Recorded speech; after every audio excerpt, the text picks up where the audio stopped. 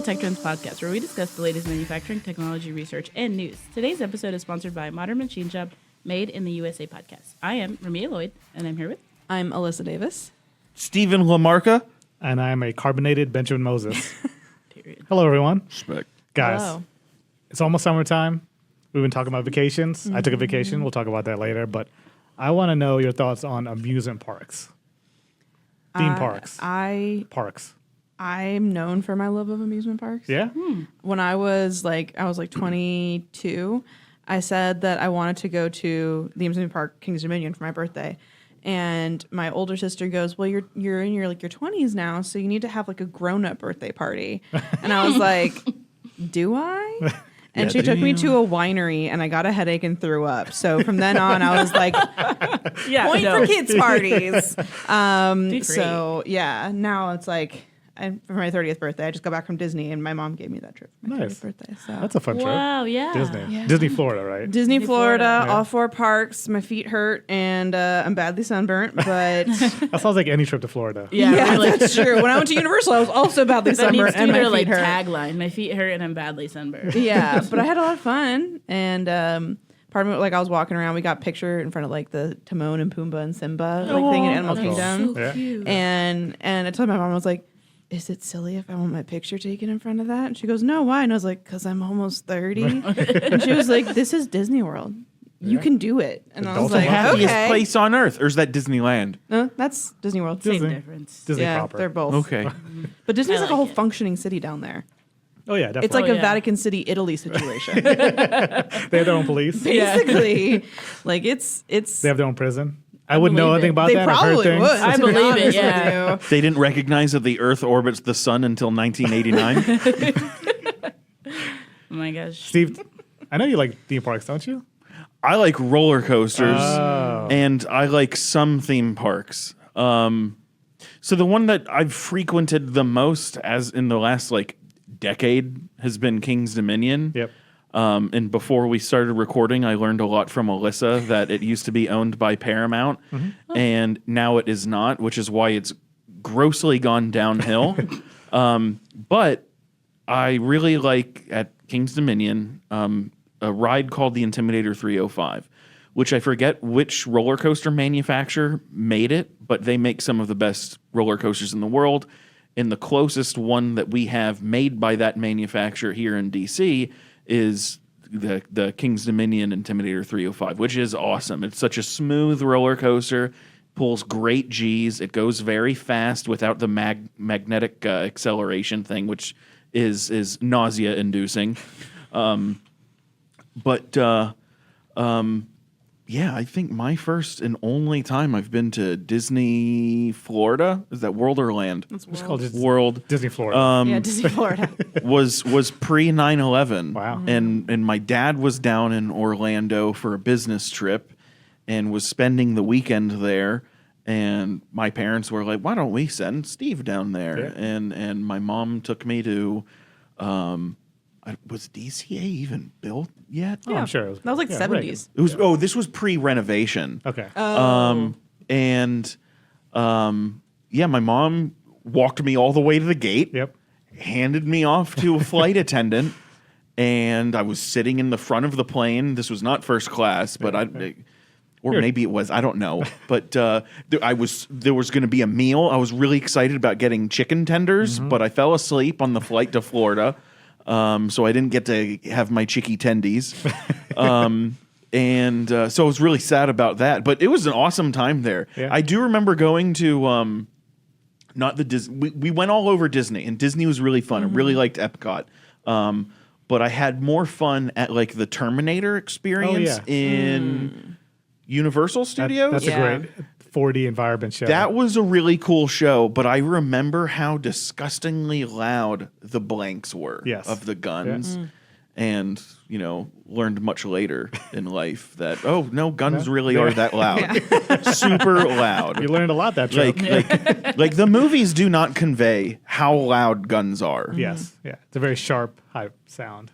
I think something about Disney though that it's talked about like when you watch there's like a lot of series on like Disney Plus you can watch about like the creation of the parks, But Walt Disney was like really ahead of his time in terms of when he created the parks. Yep. Like Tomorrowland is insane. He froze himself. Well, Yeah, he's ahead of his time. So Tomorrowland is basically the same way it was back in the 70s. Right. Very few things about it have changed because my mom went there as a kid with her parents and she was like, oh, she kept hinting at the People Mover. Like every time we'd walk by it, she goes, oh, I love the People Mover. We should go in the People Mover. And I was like, do you want to go in the People Mover? Like, I think we should go. Let's do it. Yeah. So we went, and it is cool because it takes you like through like the rides and Right. stuff like that, which is really cool. But like, I was telling you guys earlier, one of my favorite things I went to there was the Carousel of Progress, which is like, it was from the 1969 like World's Fair or something that Walt Disney created. And like, you know, the room moves and you go around. And like, my mom was like, this is the exact same as when I went here. That's like, and I was like, that's so cool. Yeah. And you know, like, I'm not just saying that because I work here. I'm not just saying the Carousel of Progress is cool because I work at AMT, but, yeah. And like Epcot, like the Spaceship of Tomorrow. For the longest time, I thought Epcot was just the ball. Oh, I thought it was all inside the ball. Yep. So when people would say they like, oh, I drink around the world, I'd be like, they're just walking around inside that ball and like drinking from different places. And then when I found out it wasn't inside the ball, I was like, so is it just empty and hollow? I did not know anything about Epcot, but the spaceship Earth, that's what it's called. Yeah, that's a fun ride. Yeah, it's slow. It's narrated by Dame Judi Dench, and it's got some animatronics, you know, of ancient Greece and Romans, and but Epcot is really like it's really interesting when you think about how, I mean, they thought the world would look in 40, 50 years, Right. and now we're here, and it doesn't really look like that, but Close. we really thought it was going to be the Jetsons. Yeah, We really did, but. Yeah. But it's so cool, like, to experience it and be like, oh, this is what people thought the future would look like. And the People Mover was fun, I will say that. Nice. Props to my mom for suggesting that 12 times. I have 2 amusement park experiences that I would just like to tell you guys real Tell me. quickly. Please. My first one is apparently, I say apparently because this is like a running joke in my family, that we all went to Disney World when I was like 1 year old. And I was 1 year old, so I don't remember it. So every time someone talks about it, I'm like, oh, I've never been. And my mom and dad are like, stop telling people that you've been. And I'm like, show me a picture of me at Disney World, and I'll say that. And conveniently enough, there are pictures of everyone but me at Disney World. And I'm like, cool, so you left me at home, which translates to another story, is that when we did go to different amusement parks like Universal, and we're from Michigan, so Cedar Point was really big for us. It's like 40 Cedar minutes Point. away. I really want to go Oh to my Cedar God, Point. it's so much fun. It's like 40 minutes away. But I don't ride roller coasters, like especially when I was a kid. So the first one my dad forced me to go on when I was 11. But by the time from like me being like 4 to 11, anytime we'd go to a park or something, my parents and my brother would go on rides, and they'd literally just like find a random person on the street being like, hey, we're going to go on this ride. Can you watch her? And I'd just be sitting there like, what is wrong with you guys? So like, shout out to my parents and their parenting, because they left me with multiple strangers. If you're interested, Multiple times. way. They are up there living their best lives on the roller coaster, and I'm just sitting there like kicking my little feet, Yeah. just This was a Hanging out. different with time. with somebody sitting on the bench. the just beginning of hanging a out. disappeared episode. Yes, multiple times. They were just like, "You sit here, and we're gonna go." If you are interested in a roller coaster that's kind of like good for beginners, like it's not super scary, the Ricochet at King's Dominion is actually pretty good. Do you want to hear about my first roller coaster? Yes. So again, it's my birthday. My dad, great person. You know, it's gonna be a wild story when you Where he's like, just get on this one roller coaster. I'm pretty sure it was like close to my birthday. And he was like, just get on this one roller coaster. You'll be fine. You're like getting up there. Maybe you'll like it. Like maybe it's fine. So I had glasses and I didn't wear contacts. So they're glasses. And we get on this roller coaster and I'm like shaking in my boots. And it like goes and it does this thing. And I'm like, okay, that wasn't that bad. But still my glasses around my face. This roller coaster just takes off backwards, and my whole like head like smacked the back of the thing. Glasses went forward, and the whole time my dad's like searching on the bottom for my glasses. Don't know where they went. Yep. So I got forced to ride on a roller coaster, and I couldn't see for the rest of the trip. Okay. That's a memory. All right, never mind. That'll Go on a roller explain why you don't coaster. like roller coasters. Don't do them now; they're not my thing. I just You're walk around forgiven. and play games. Yeah. Go to the Carousel of Progress. It's a lot of fun. Maybe me and your mom on the People Mover. Ramia, Loves the People Mover. can you tell us about today's sponsor? Today's sponsor is Modern Machine Shop Made in the USA podcast. Tune in for Modern Machine Shop's Made in the USA podcast to explore manufacturing issues faced by companies making an intentional choice to manufacture in the U.S. Featuring commentaries from OEM leaders, Made in the USA blends its nearly century-long expertise with a unique audio storytelling experience to shine a spotlight on the past, present, and future of American manufacturing. Find Made in the USA on Apple Podcasts, Spotify, and all major podcast platforms. Follow Modern Machine Shop on Twitter, Facebook, and LinkedIn. Thanks, Ramia. Anytime. Steven. Sir. We got updates on the test bed. We've got a lot of updates on the test bed. I know Chloe's been working on adapter H and stuff. Tell me more. So she's dealing with the adapter agent software witchcraft, and it seems to be going well enough to the point where I'm getting some pressure that I'm not moving the hardware stuff fast enough. Fair, yeah. Which is not on me. Hashtag more supply chain issues. Trying to get connectors. Trying to get connectors. Oh my God! And I was just quoted for $115 cable, which I realize some industries would be like, "Oh, that's cute," but like I'm an audiophile. Right. I know that there's people who spend thousands of dollars on cables, but they're chasing snake oil. Right. I just want a robot to work, and I don't know if it's a GX connector. The manual says you want an M8 8-pin GX connector, and then I've got an electrician telling me that no, that's an M12 GX connector, and then I've got a roboticist that I'm talking to that's being like, oh no, that's actually a double E connector, and I'm like, well, where can I get one of these, and how much are they? And they're hundreds of dollars. So Steve, they're hundreds of dollars, and you need to order them, and it'll take a month to get there. We should buy all three. It's not. You're right. It's not my money. We're not sure if it's going to work. So. Buy every cable in the alphabet. Yeah, just buy all. But here's what I am about to do. Yes. My nuclear option that I have not, entered the launch codes into yet. I'm going to go to my favorite tool retail website, KC Tool, buy some German-made wire strippers and manually plug in the wires into the socket. Okay. Because, it's an 8-pin socket in the robot arm. That could be a GX connector, could be an M8, could be an M12, could be a double 8, doesn't matter. There are little holes where the pins of the connector go. The male end of the connector goes into the female end. And I'm just like, I'm so close to stripping the cables that I need and just plugging them in and, using hopes and dreams to keep them plugged in. I just want to function check the gripper at this point. It's not a bad idea. Outside of that, everything's going great. The robot moves beautifully. We've got everything set up to where we're ready to program the robot. Before you get to that, it wasn't running so beautifully until Wednesday.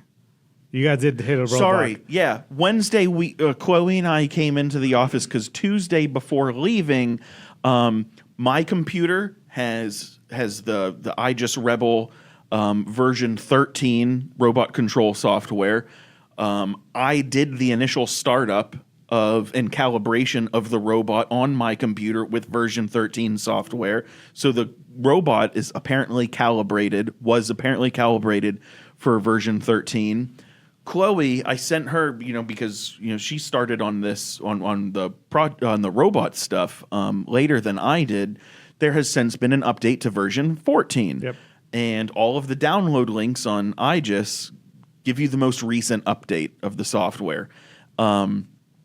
She downloaded the recent one, version 14, and we did everything right. We had worked with IT to enter the admin passwords, which is, just the cherry on top when you're trying to set up hardware is needing an admin password every time the little dumb Windows shield pops up. Be like, are you sure you want to do this? You're not an admin. You better contact your IT people. It's a lot of that. And on a work from home Wednesday when all of IT is at home, half of them are recovering from Ramadan because they've been fasting, the poor things. And they so we're pestering them to constantly let us in to fiddle with some crazy settings, like setting a static IP address. We did all of that right, and then we find out Aegis is like, oh yeah, the software versions aren't compatible back and forth. They're not backwards compatible. Yep. So Chloe was about to download the same version of software. I just was trying to tell her, never mind. They didn't tell her this. I don't want to speak ill about IGES. I'm not. I love them. But for whatever reason, I think she was trying to download the same version of the robot control software that I had on my computer. And I was like, no. This is a cybersecurity risk here. Right. We want the most up-to-date recent version of any software if you want to be secure. I will update my software and I will update the firmware of the robot and we'll just reconfigure it. Right. All of the programming I've done on the robot, which is A, not much, B, probably doesn't even work. Right. Just delete it. Get rid of it. Don't Start worry from about it. scratch. It's the update software was really cool. It's like, would you like to back up all of your saved programs? I'm like, no, let's start from scratch. Absolutely not. Plus, that just gives you experience on reprogramming it and programming going forward. So, but we did that. We had some great help from the people at IGES. They were this guy, Nicholas Schroeder, now connected on LinkedIn.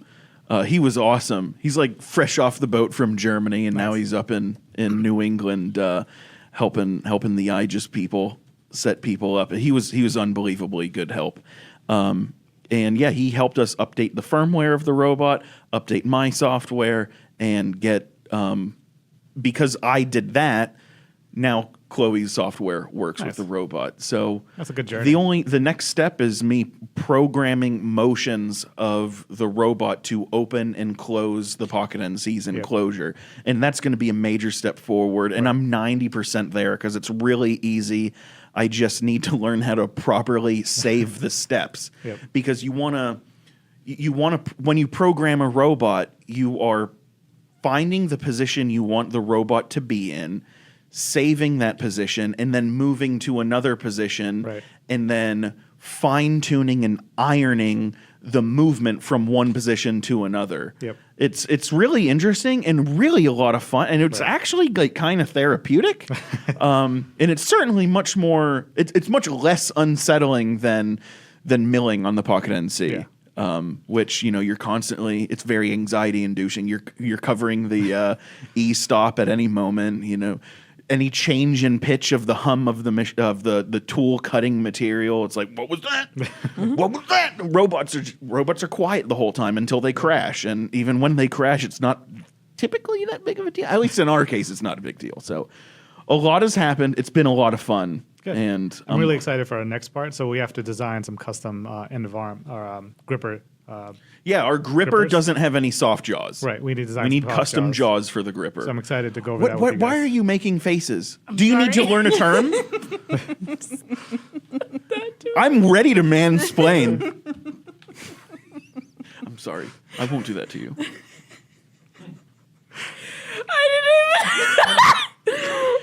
What happened here? We weren't recording? I just cackled. No, we were Okay. recording. I don't even think I felt my face change, but I know what my face looks like. Sorry. I didn't mean to call you out like that. It's okay. It's the way you said it. Our gripper needs some soft jaws. I've been in the industry too long. I don't see the humor in that. It's fine. I'm fine. That's fine. Continue. All right. Are we gonna keep that in? We gotta edit. Let's something keep out. keep that in. No, keep it in. Taking it out. Do it live. Okay, Anyway, continue. we'll transition. Your So, gripper needs soft jaws. no, that's fine. We'll end there. Elissa, Yeah. tell me about your boyfriend Elon Musk. Oh God. I should preface this by saying I just don't like Elon Musk. Yeah. Like I get he's like a smart guy or whatever. I just don't think he's a good whatever. human. So this is kind of a. When I saw this, I was like, okay, well, we need to talk about this because You don't have to provide a reason or a good Everyone- reason. No, everyone- because I- unlike I can Elon give you a Musk, list of reasons as to why I don't unlike like him, but that Elon will Musk, be the you rest of are the a podcast. human and you are allowed to express emotion. Exactly. But Elon Musk said that his guess is that by the end of next year, we will have an AI that is smarter than any one human. Wow. Which, okay, here's my thing. A lot of computers are already smarter than most people, okay? So I get that. But is he implying that like they're going to be sentient and smart by the end of next year? I'm still fascinated by the fact we're using AI as this like big bucket of everything. Yeah. I've got AI in my video games. We called them bots for a long time. Yeah. So it's very interesting that he's characterizing like a whole decision-making humanoid Yeah. as AI. Well, I don't he know did what it's plant supposed to a do. chip in someone's brain, Yeah. which feels very illegal. How do you say he's smarter than someone? Are they going to do an IQ test? Or are they going to pass the bar? That's what I'm saying. And it's like, okay, well, anyone can do that. You know, it's like, are they going to compete against someone on Jeopardy? They already did that. So, Right, exactly. and he beat the computer beat everybody. But like, that's why I'm like, okay, I don't understand. One, it was streamed on his platform X, which I don't call it X because no one calls it X. It's Twitter. Yes. And he was like, yeah, like we're gonna have some. I'm guessing we're gonna have someone, AI smarter than a human, and so it's just interesting that he's implying that like robots. I'm assuming he's implying that they're gonna be both sentient and smart, Right. which That's weird. but also why is someone trying to make it like that sentient? Right. We're trying to avoid that, like with all the apocalyptic movies that we've seen. I was just Aren't we about to trying say to that. avoid that? And I feel like there's other problems we need to solve before Yeah. creating something sentient. Right? World hunger, war, Honestly, famine. so I'll be honest, I'm not even concerned with a sentient AI. I'm very pro AI, but Neuralink bothers me. Sure. Neuralink is like the last in a world where there's no such thing as, well, there's certainly not about to be any such thing as internet privacy anymore. As soon as quantum computing is relatively accessible, by that I mean accessible to like world governments, there will be no online privacy anymore. But Neuralink, it's like, do you really want a computer chip in your brain? Because what is in your head is the last bastion of privacy as we know it. So to clarify, you're not scared of Ultron, but you are scared of Terminator.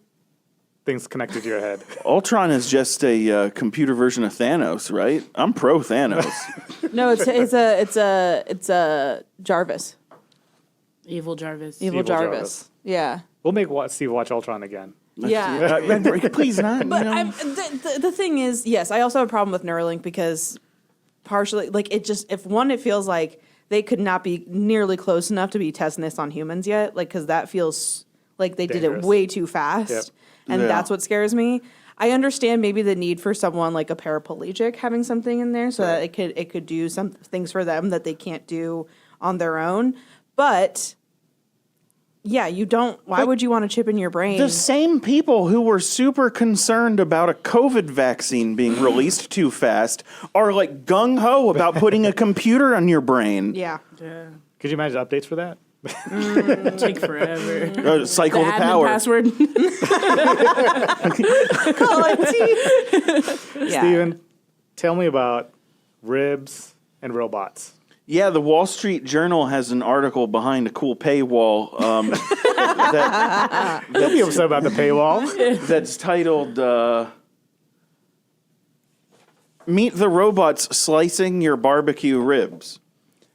The marketplace industry is investing billions of dollars to automate notoriously difficult jobs.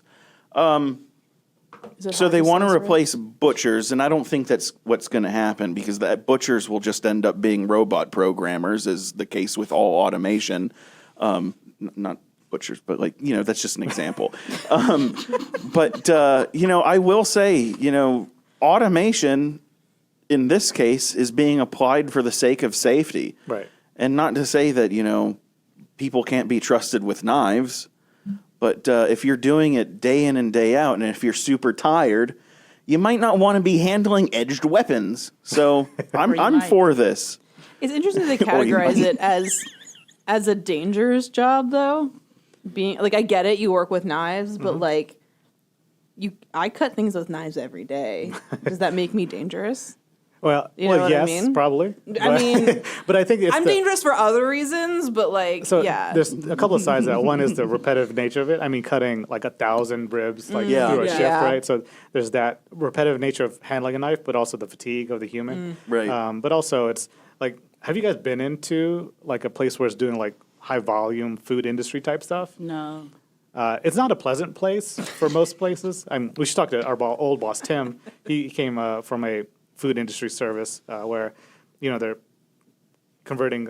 They would beef, prepare right? chicken. I Chicken or thought. beef, whatever. Yeah. But the volume of stuff that they're producing is, very laborious and very strenuous. So taking them out of the pure physical labor of it to, managing equipment is probably a better safety. So it's not just, safety of the blade nearby, but it's also the human fatigue of constantly going through the same repetitive motion over and over again. Yeah. And there's some great essays out there based around the same use case, which is a cobot really safe? I think the title was something like that, and there's a great picture of a collaborative robot arm with like a knife duct taped to the end of it, and it's just like swinging around. It's not exceeding 15 newtons, which under 15 newtons is the maximum legal limit for the force of a collaborative robot for a robot to be declared collaborative, and it's not really safe when it's swinging around a knife. In our Slack chat that CSI Vegas, the reboot of the original CSI that's out now. They did an episode where basically this guy was working in a lab and they didn't know if one of the humanoid robots killed him or if a person killed him. Interesting. Turns out spoiler alert, a person used the humanoid robot's arm to kill him. One thing I don't like about where we're kind of headed in general is using robots and automation kind of interchangeably. I guess it's a good thing that is going to occur in the future, but to your point, I mean, you don't need a robotic arm to cut ribs. You can have automation equipment to slice ribs, right? So to your point, you don't need an arm with something that'll kill someone. You just you can protect yourself accordingly. But speaking of which, I found a new good barbecue place near us. Ooh. Oh yeah, It's delicious. I don't know the name of it. Deepa brought home. She over-ordered. that's the best way to do more barbecue. Give me a napkin. There was a whole thing of mac and cheese. I was like, this is going to be gone. Barbecue place What a mac and cheese day. is the best. God, it's the best nap. Guys, I afterward. want to end today's podcast on a new 3D printing method. I thought it was interesting because it talks about shifting 3D printing to more affordable and eco-friendly, which affordable is fine, but the eco-friendly, I think, has a lot of legs in terms of where we're headed into manufacturing. So the process called vapor-induced phase separation is super niche, but it's in a research where they're using vapor to solidify the ink as it's printing. Okay. So this is interesting where it's actually geared more towards porous material, and they can embed different metals or polymers inside of it, or ceramic. But they're using this more towards medical devices like implants where you need a very porous surface, or you can change the porosity of it based on the vapor. So one, I thought was a very interesting new process that's being developed, but also the applications of in the medical devices, and medical implants too. So it was kind of cool. Medical 3D printing is like coming leaps and bounds in It's- the last few years. It's insane. Definitely. Like, And the fact that FDA is kind of, catching up and trying to keep pace with being able to use this in implants, it's very fascinating. yeah. The vapor induce makes me think, is this just the same technology that uses vapor to plate the external geometries of parts with a certain coating or surface treatment, and then they're layering the plating to grow apart? Yeah, that would be pretty cool. You're talking about vapor deposition. And I don't think anybody's done it. You're talking about vapor deposition, which is very similar, but they're using the vapor to solidify the ink or the soluble. You're right. People have So- definitely done that. Yeah.